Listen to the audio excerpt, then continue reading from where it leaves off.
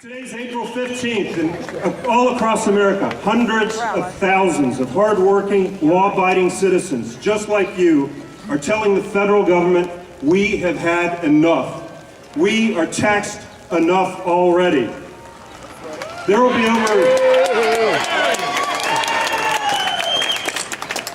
be over 750 official tea parties held across the United States today, and many more unofficial ones. I know there's one in Berryville today for people that couldn't make the drive down here. There's going to be two in Fort Royal, one at 6 o'clock if you want to hit one on the way home today.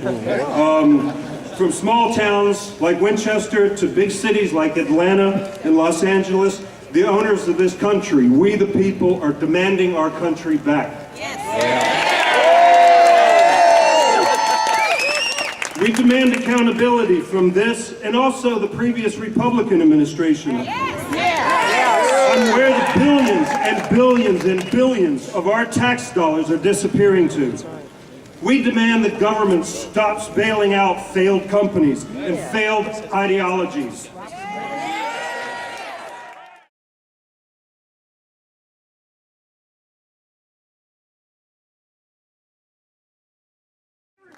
We were trying to walk over and we couldn't believe all of the cars, all the people that were coming. I think this says it all.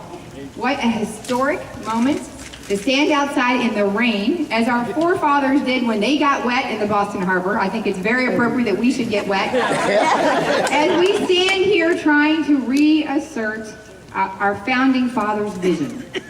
Really, that is what today is about, our founding fathers' vision, and our vision for what we want this country to look like, what we want this country to be, for us and for our children and for our grandchildren.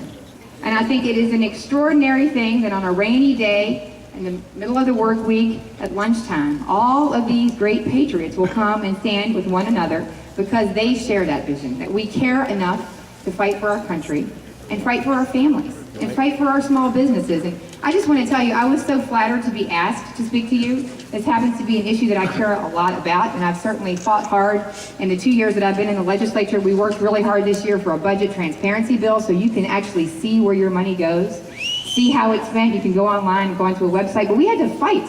We had to fight hard to get that legislation passed. And I tell you, I stand before you, though, not as a policymaker or as a legislator, but as a mom, and as somebody who owns a small business, and as somebody who's married to a person who's working hard to run a small business, who has to, on today, really sit back and take a deep breath when I pay those taxes, because I'm writing it all, I'm handing it all over to the government. I mean, it's absolutely staggering the degree to which we've been taxed. And yet, if you think about it in the larger context of what has happened in just a matter of days, not years, not months, but a matter of days, we have witnessed unprecedented government spending. Right. I mean, the likes of which nobody can get their arms around. Nobody.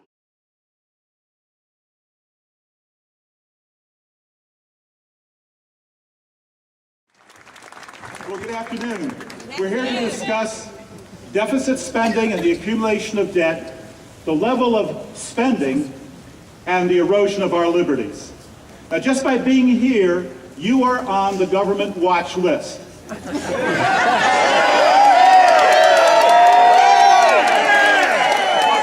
domestic terrorist.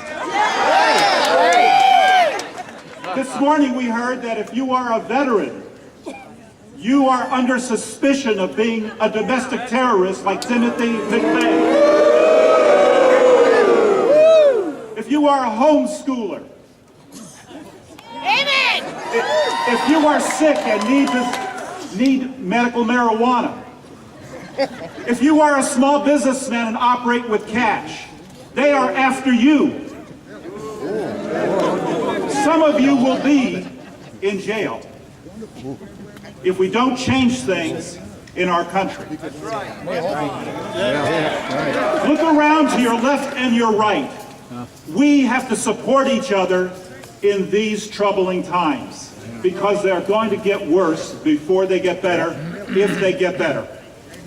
The history of civilization is one of initial flourishing of people, not only economically, but also in terms of culture and science. when they start out with freedom, of low taxes and expanding revenue. And then comes in the corruption, and the taxes go up, and the economy goes down, and eventually the civilization falls. The Arab historian Ibn Khaldun put this at 200 to 400 years in his study of history. We are slightly older now than 200 years, and the time of corruption is setting in. Our hope is that democracy will allow us to be self-reforming, because the alternative is corruption and collapse, and we see it with the deficit and the accumulation of debt.